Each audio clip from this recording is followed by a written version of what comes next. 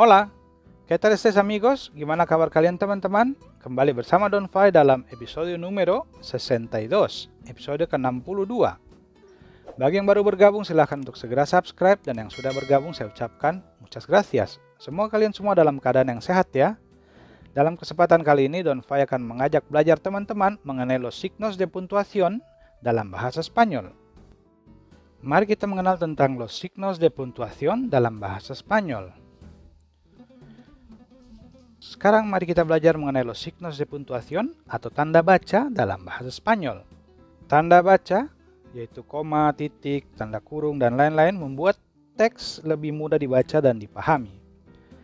Tanda-tanda ortografis ini melakukan berbagai fungsi. Mereka dapat membatasi perluasan elemen kalimat, menunjukkan modalitas kalimat, jika itu anunciatif, interrogatif, eksklamatif, imperatif, dan lain-lain, dan bahkan menunjukkan penghilangan sebagian darinya. Tanda baca dalam bahasa Spanyol adalah wajib dan dalam banyak kondisi, karena kehadiran atau ketidakhadirannya menandai perubahan makna atau merupakan cerminan dari fungsi sintaksis dari komponen kalimat. Hanya dalam konteks tertentu penggunaan tanda baca adalah opsional.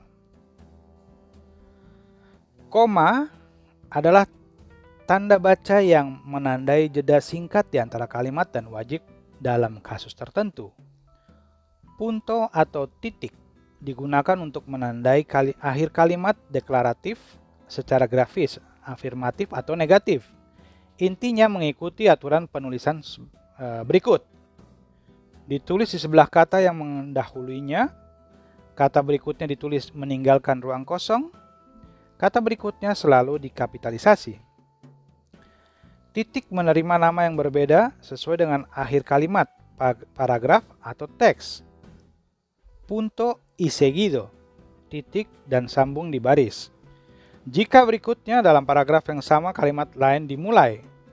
Punto y aparte, atau titik dan pindah baris baru.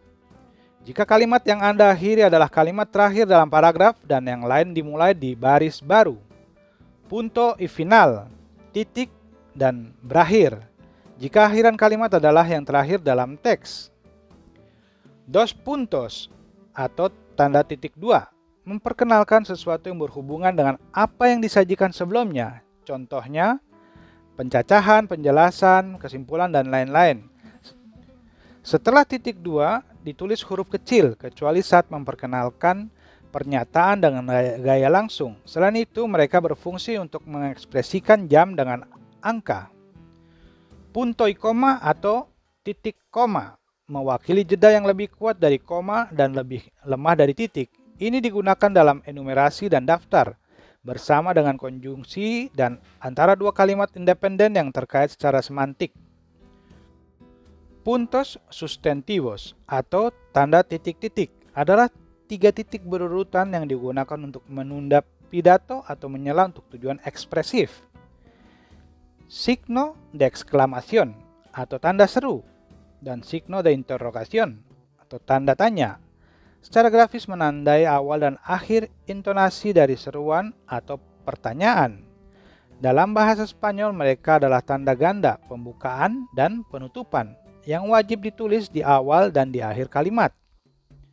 Berikutnya, apostrofo atau tanda kutip menunjukkan secara tertulis kontraksi suara dalam ekspresi lisan.